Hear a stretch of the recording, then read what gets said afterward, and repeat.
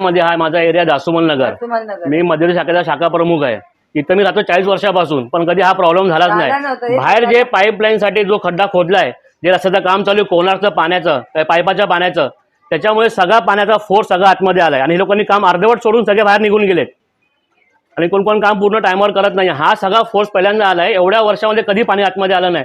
जवळजवळ 30-40 लोकांच्या घरात पाणी भरलंय. हे 40 वर्षात पहिल्यांदा असं झालंय. या सगळं बाहेरच्या कामामुळे जे अर्धवट काम सोडून गेलेत, पाण्याचे पाईपलाईन टाकायच्या भाण्याने जे काम करतायत, ज्यांनी बिलं पास करून घेतलेली आहेत, याच्यामुळे सगळा हा पूर्ण फोर्स सगळा पाण्याचा आतमध्ये आलाय. हा कुठे डिवाइड झाला नाही, काहीच नाही झालेला आहे आणि हा फक्त आम्हाला त्रास झालाय सगळ्या गरीब लोकांना.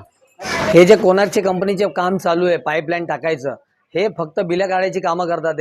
ह्या नगर दासुमल नगरमध्ये 40 वर्षापासून त्रास कधी नाही झाला. एवढा पाऊस पडला, 2005 ला सुद्धा पाणी नव्हतं भरलं एवढं, पण या पहिल्या 2005 ला पण नाही भरलं, जे 2025 ला पहिल्या पावसामध्ये पाणी भरले.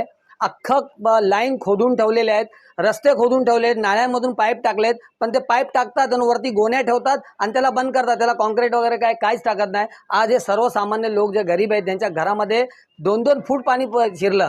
त्यांचं बसायला झोपायला जागा नाही. सगळं गटराचं पाणी त्यांच्या घरामध्ये गेलेलं आहे. ह्या नगरपालिकेने फक्त ते कोणार्क कंपनीला काय मांडीवर घेऊन बसवलेले आहे की फक्त पगार द्यायचा, त्यांना बिलं द्यायची आहेत. बट ते काय करतात, त्यांचा कुठला अधिकारी, वॉटर सप्लायचा एक सुद्धा अधिकारी त्या कोणार्क कंपनीच्या कामावरती उभा नाही की काम कसं चालू आहे, कुणाला त्रास होतोय नाही होतोय, कुणाला पाणी येतंय नाही येते ते सोडा, पण हे जे गटराचं काम चालू आहे, एकदम फालतू काम चालू आहे. नुसतं बिलं काढण्याची कामं चालू आहेत की काही त्यांना पडलेलं नाही आणि नाही कुणाला त्याचं म्हणजे लोकांच्या जीवाशी खेळायचं काम.